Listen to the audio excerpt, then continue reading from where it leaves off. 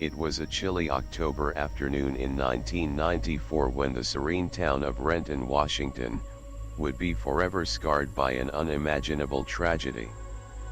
At the end of a secluded, dead-end road, a place where silence hung heavy, police discovered a scene that would haunt the community for decades. Lying outside a parked vehicle were the lifeless bodies of a young woman and her small child. The mother, just 23 years old, was identified as Stacy Ann Falcon. Beside her, her 3-year-old son, Jacob, lay motionless. Both had suffered fatal gunshot wounds to the head. The brutal and senseless nature of the crime shocked even the most seasoned investigators. This was not just the murder of a mother and her child, it was a calculated act of violence that left an entire community grieving and seeking answers. But for years, those answers would remain elusive. To truly grasp the weight of this tragedy, we need to understand who Stacy was. Friends and family described her as a vibrant, caring young woman devoted to her son.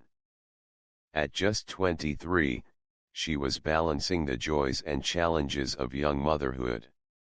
Her son Jacob was described as a curious and energetic little boy, full of life and laughter.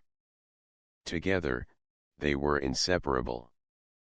On that fateful day, Stacy had simply set out for what seemed to be an ordinary drive with her son.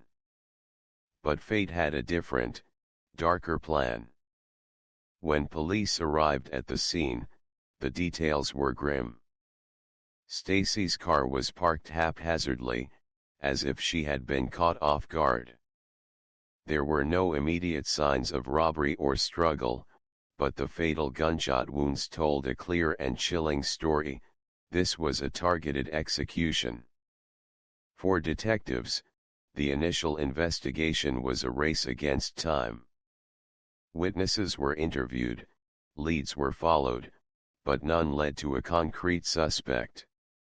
The murder weapon was never recovered, and the killer seemed to vanish without a trace. The community of Renton was left reeling. Candlelight vigils were held in memory of Stacy and Jacob. Friends, neighbors, and even strangers came together to mourn the loss of two innocent lives. But despite their grief and the relentless efforts of law enforcement, the case grew colder with each passing year. As time went on, Stacy and Jacob's names faded from the headlines, but their memory lingered in the hearts of those who loved them. The dead-end road where their lives were taken became a somber reminder of the justice that had yet to be served. But as the saying goes, time has a way of revealing the truth. And while the killer may have thought he had gotten away with murder, advancements in forensic science were about to breathe new life into the case. What no one could have predicted was that the key to solving this decades-old mystery was already locked away behind bars, serving time for another heinous crime. This is the story of how science, persistence, and justice converged to seek accountability for the brutal murders of Stacy Ann Falcon and her son Jacob. And while the case is far from over, the search for justice marches on. In the next chapter, we'll dive into the groundbreaking DNA discovery that would unravel a decades-old mystery and how a killer's dark past caught up with him in the most unexpected way. Stay with us as we continue this journey into one of Washington's most haunting true crime cases.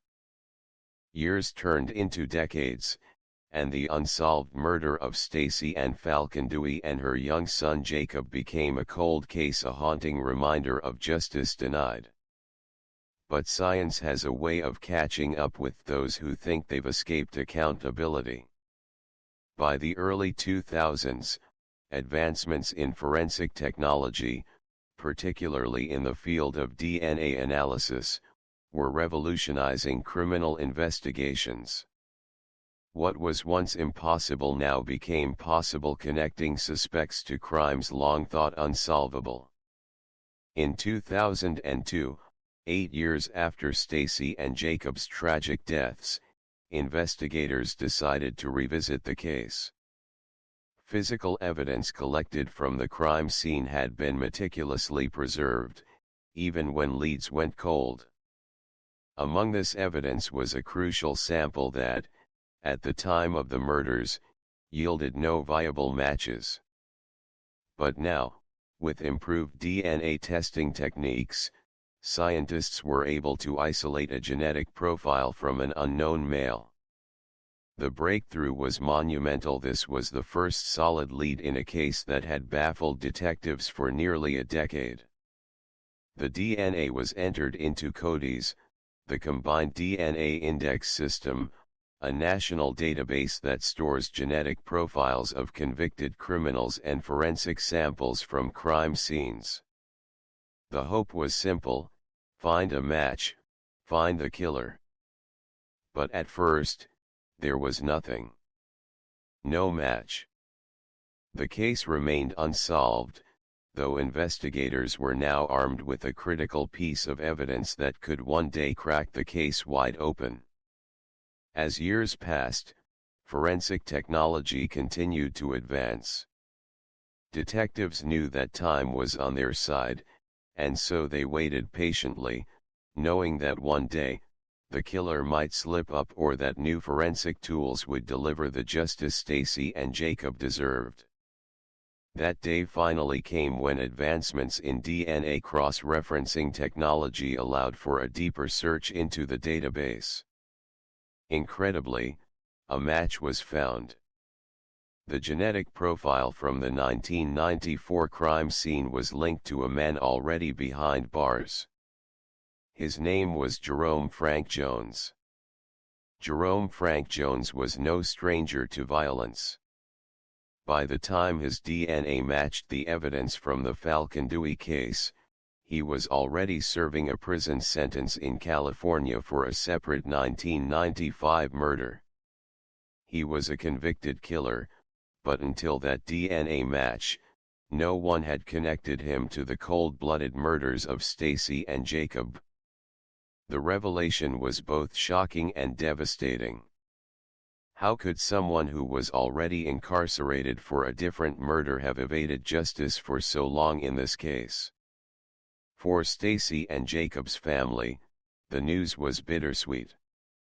On one hand, they finally had a name, a face to associate with the unimaginable pain they'd carried for decades. On the other hand, questions lingered. Why had Jerome Jones targeted Stacy and her child? What possible motive could there have been for such a brutal act? These questions would soon come into focus as detectives prepared to build their case against him. But there was another challenge. Jones was in California, and extraditing him to Washington for trial would be a complex legal process. Despite the hurdles, prosecutors knew they had a strong case. With DNA evidence in hand, they moved forward with charging Jerome Frank Jones with 2 counts of aggravated first-degree murder in February 2022. The news sent shockwaves through the Renton community and reignited public interest in the case. But Jones, now facing the weight of his crimes, pleaded not guilty during his arraignment in King County Superior Court. The wheels of justice were turning, but there was still a long road ahead. Science had done its part, but now it was up to the legal system to deliver justice. The discovery of Jerome Jones's DNA marked a turning point, but the fight for accountability was far from over. In the next chapter, we'll explore how prosecutors built their case, the challenges they faced, and the emotional toll this renewed pursuit of justice took on Stacy and Jacob's family. Stay with us as we continue unraveling this haunting story. With DNA evidence firmly linking Jerome Frank Jones to the crime scene, detectives finally had the breakthrough they'd waited for since that tragic day in 1994. But having DNA was only the beginning. To secure a conviction for the murders of Stacy Ann Falcon and her 3-year-old son, Jacob, prosecutors needed to build a comprehensive, airtight case.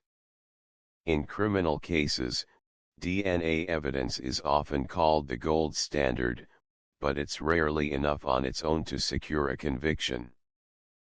Prosecutors needed to answer critical questions. What was Jones's connection to Stacy? Was there a motive? And most importantly, could they prove beyond a reasonable doubt that he had committed these heinous acts? To do this, they had to piece together a narrative that spanned nearly 3 decades, involving witness testimonies, forensic science, and Jones's own criminal history. First, investigators combed through Jones's life at the time of the murders. In 1994, he had been living in Washington state, not far from where Stacy and Jacob were found. He was known to be volatile, with a history of violence. But there was no clear connection between him and Stacy, no evidence that they knew each other personally. This lack of a direct relationship made the case more complex. Why would Jones target a young mother and her child on an isolated road? Was it a random act of violence, or was there something deeper at play? Detectives also revisited the crime scene evidence. In addition to the DNA sample found on Stacy's body, forensic experts analyzed the positioning of the victims and the trajectory of the gunshots. The evidence suggested that the crime had been quick but deliberate, indicative of an execution-style killing. Ballistic evidence, however, was lacking. The murder weapon had never been recovered, which presented another challenge for the prosecution. Without the weapon, they needed to rely even more heavily on the DNA evidence and the circumstantial factors surrounding Jones's history. The emotional toll on Stacy and Jacob's family was immense. After years of unanswered questions, they now faced the daunting prospect of reliving the trauma in a courtroom. Prosecutors worked closely with the family to prepare them for the legal battle ahead, knowing that their strength and testimony would be vital in conveying the human cost of this crime. Meanwhile, defense attorneys for Jones prepared their strategy. They aimed to cast doubt on the reliability of the DNA evidence and argue that Jones had no motive for the crime. They also highlighted the lack of direct eyewitnesses and the missing murder weapon. Despite these challenges, the prosecution remained confident. They had something far more damning than just DNA, Jones's own criminal past. In 1995, just a year after the murders of Stacy and Jacob, Jones had been convicted of another brutal killing in California. The similarities between the two cases were striking. Both involved sudden, violent encounters with victims who had no apparent connection to Jones. The prosecution planned to introduce this previous conviction as evidence of Jones's propensity for violence. But introducing prior crimes as evidence is a delicate matter in court. Judges are often cautious about allowing it, fearing it may unfairly prejudice the jury. The prosecution would need to convince the court that Jones's past was directly relevant to proving his guilt in this case. As legal proceedings moved forward, forensic experts were called upon to explain the DNA evidence in meticulous detail. They broke down the science for the jury, emphasizing the statistical improbability of the DNA belonging to anyone other than Jerome Frank Jones. Witnesses from Jones's past also testified, painting a picture of a man with a history of unpredictable and violent behavior. Their accounts, combined with the forensic evidence, began to build a compelling narrative for the jury. But as the case progressed, it became clear that justice would not come swiftly. Legal delays and procedural challenges stretched the proceedings over months, prolonging the agony for Stacy and Jacob's family. Still, they remained resolute. The memory of their loved ones fueled their determination to see this case through to the end. As the trial loomed, both sides prepared for a fierce legal battle. The prosecution was armed with science, witness testimonies, and the undeniable weight of Jones's past. The defense clung to the gaps in the evidence and the hope that doubt could sway the jury.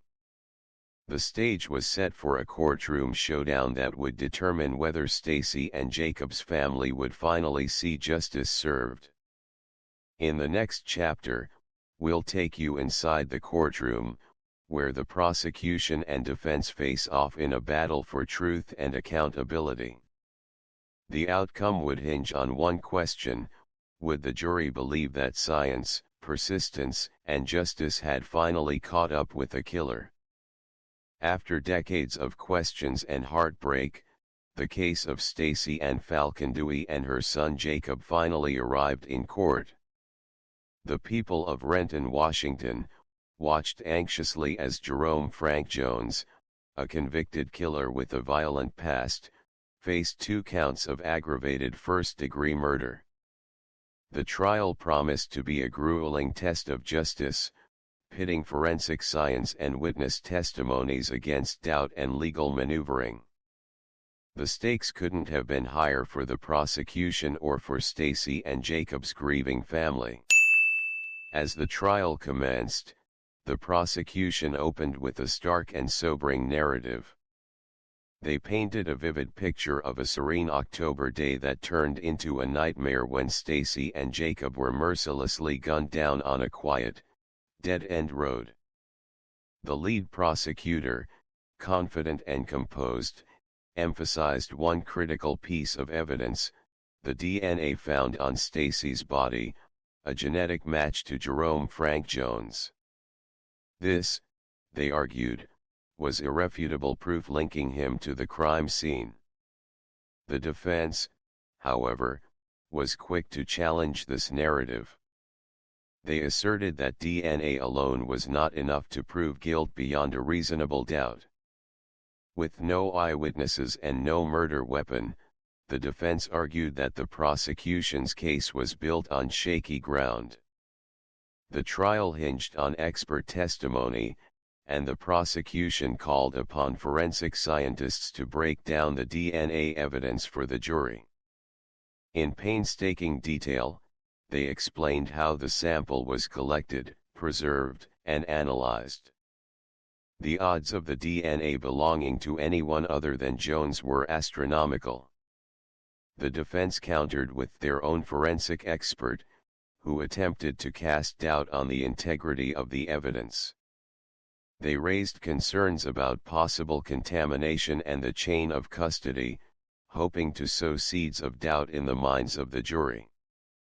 Beyond the science, the prosecution leaned heavily on Jones's violent past.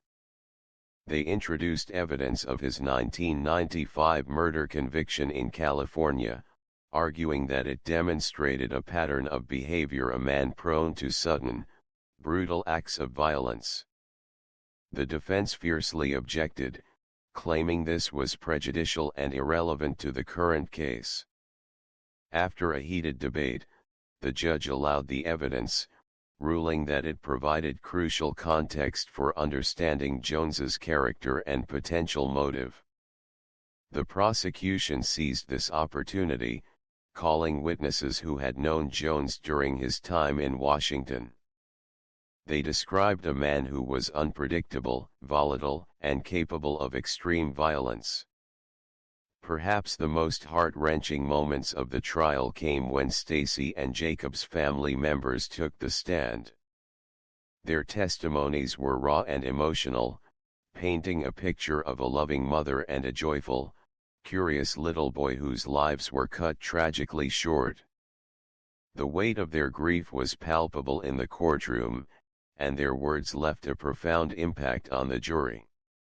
The defense, meanwhile, continued to push the narrative that there was simply not enough evidence to convict Jones.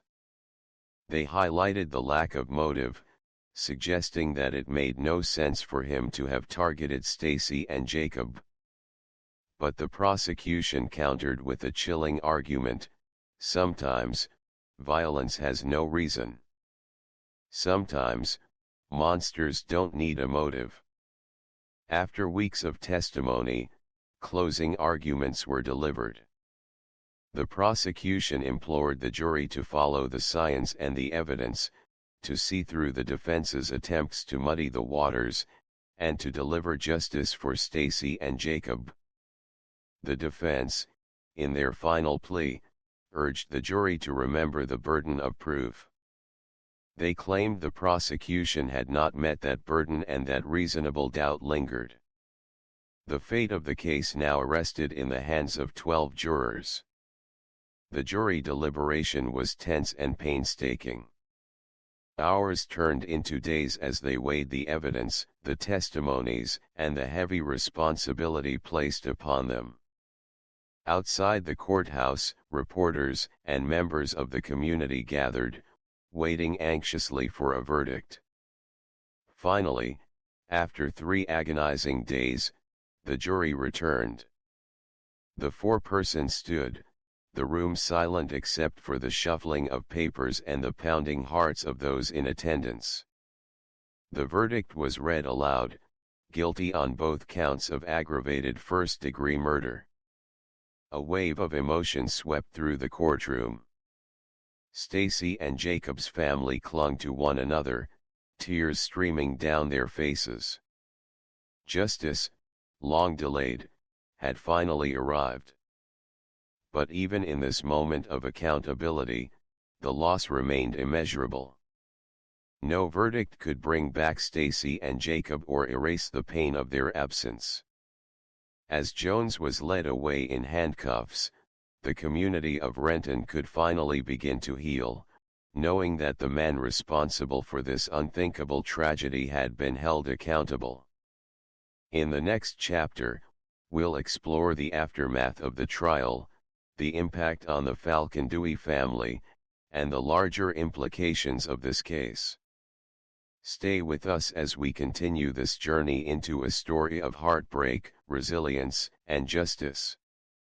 With the verdict delivered and Jerome Frank Jones convicted of the murders of Stacy Ann Falcon-Dewey and her son, Jacob, a long and painful chapter in the lives of their family and the Renton community had come to a close. But the journey toward healing was far from over. Justice had been served, but it could never undo the tragedy that unfolded on that dead-end road in 1994. The absence of Stacy and Jacob remained a gaping wound that time alone could not fully heal. Stacy's parents, who had waited nearly 3 decades for this moment, spoke of bittersweet relief. They had longed for answers and accountability, but the trial had forced them to relieve their deepest pain. As they left the courtroom, they carried the weight of both justice and grief. Their strength and perseverance had been instrumental in keeping the case alive, pushing authorities to continue the search for the truth even when it seemed out of reach. For the Renton community, the resolution of this case was a stark reminder of the fragility of life and the devastating consequences of violence. The murders of Stacy and Jacob had haunted the town for years, casting a shadow over an otherwise peaceful community. The conviction of Jones allowed them to finally reclaim some sense of closure. But the case also highlighted the power of advancements in forensic science. Without the breakthrough in DNA technology, Jones might never have been brought to justice. This case served as a testament to the importance of never giving up on unsolved crimes, even when years or decades have passed. The legal system, for all its challenges, had ultimately prevailed.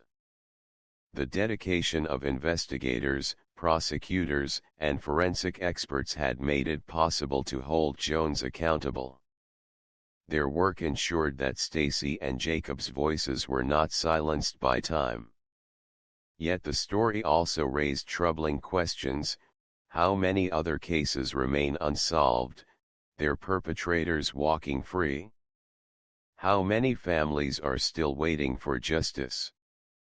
Stacy and Jacob's story is a reminder of the resilience of the human spirit. It speaks to the strength of a family who refused to be forgotten, of a community that stood together, and of a justice system that, despite its flaws, can prevail when pursued with diligence and determination. As we reflect on this case, let us honor the memory of Stacy and Jacob by striving for a society where such tragedies are rare and where justice is always pursued, no matter how long it takes. What do we take away from this story? Perhaps it's a renewed sense of hope that justice, though delayed, is never truly out of reach.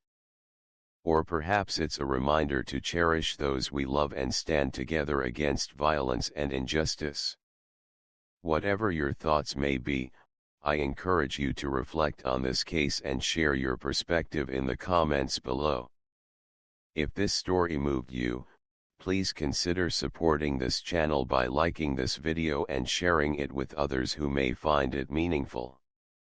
Don't forget to subscribe for more stories of justice, resilience, and the search for truth.